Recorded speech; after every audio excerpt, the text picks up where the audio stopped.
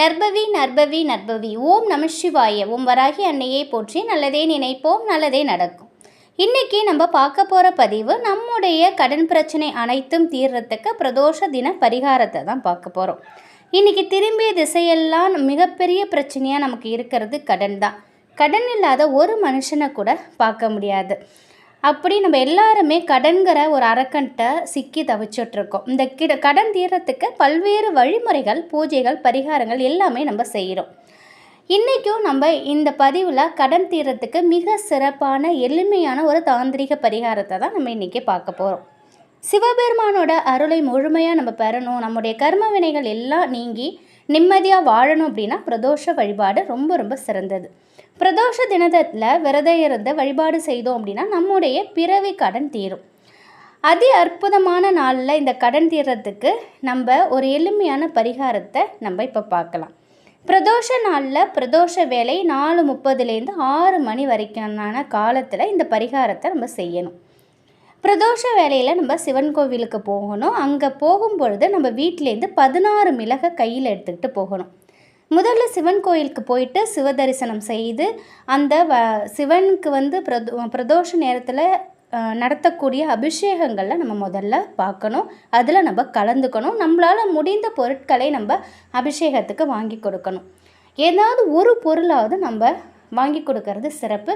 அதே போல் நாளைய தினம் கோவிலுக்கு போகும்பொழுது கொஞ்சோண்டு அரிசியில் வெல்லம் கலந்து எடுத்துகிட்டு போங்க. அங்கே நந்தியம்பெருமானுக்கு வச்சு படைச்சதும் அதை பக்தர்களுக்கு கொடுத்துட்டு கொஞ்சம் எறும்பு புத்து எங்காவது இருந்துச்சு அப்படின்னாக்கா அங்கே போடுங்க. இல்லைனாக்கா மரத்துக்கு கீழேயாவது கொஞ்சோண்டு தூவி விட்டுட்டு வாங்க.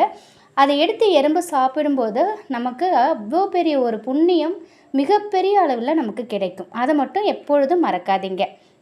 அதுக்கப்புறம் நீங்கள் கோவிலை சுற்றி கோவிலில் சத்த நேரம் உட்காருங்க. உங்களுடைய கடன் பிரச்சனையெல்லாம் தீரணும் அப்படின்னு மனசார சிவபெருமான்கிட்ட நீங்கள் பிரார்த்தனை பண்ணிக்கோங்க.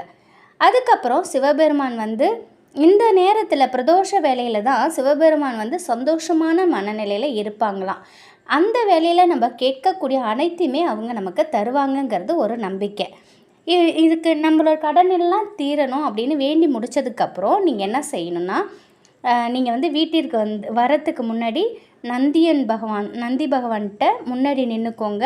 இந்த 16 மிளகு நீங்கள் எடுத்துகிட்டு போயிருக்கீங்க இல்லையா, அதை உங்கள் வலது கையில் நீங்கள் வச்சுக்கணும்.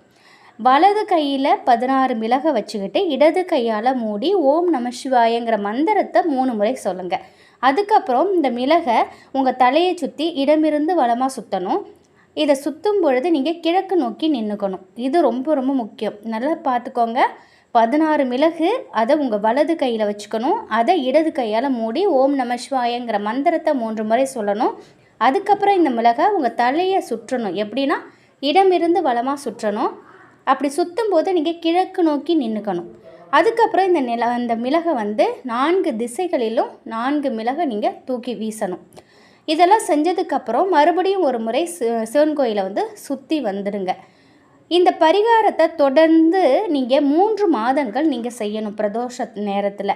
இப்படி செய்யும்போது தான் நீங்கள் எப்பேற்பட்ட கடன் உங்களுக்கு இருந்தாலும் அதை அடைவதற்கான வாய்ப்புகள் உங்களுக்கு உருவாகும். இதை நம்பிக்கையோடு நீங்கள் செய்து பாருங்கள். நிச்சயமாக உங்களுக்கு முழு பலன் கிடைக்கும். வெகு விரைவிலேயே உங்களுடைய கடன் பிரச்சனை தீர்றதுக்கு சிவபெருமான் வழிகாட்டுவாங்க.